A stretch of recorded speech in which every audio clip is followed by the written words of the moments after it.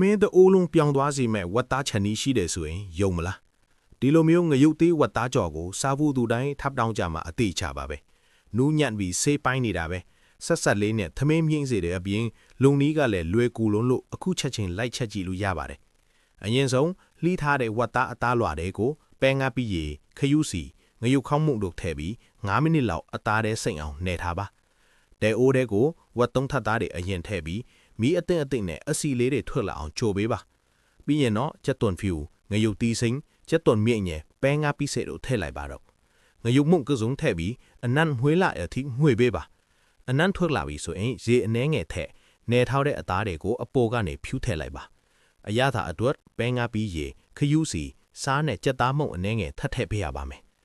နောက်ဆုံးမှာချက်သွန်မြေလိခတ်မီးပြင်းပြင်းနဲ့ပေါ့ဆူအောင်ချက်လိုက်ရင်ရပါပြီဒီဟင်းကကျွန်တော်ဒီမှာကပတ်ရှိကျင်စားလာတော့မယိုးနိုင်လောက်အောင်ကောင်းလုံးလို့ပါနေတိုင်းဘာဟင်းချက်ရမလဲစဉ်းစားမရရင်ဒါလေးကိုအခုပဲစမ်းချက်ကြည့်လိုက်ပါတော့ဒီလိုအရသာရှိတဲ့ဟင်းချက်နည်းတွေထပ်သိချင်ရတော့ကျွန်တော်ကို follow လုပ်ထားဖို့မမေ့နဲ့ဦးနော်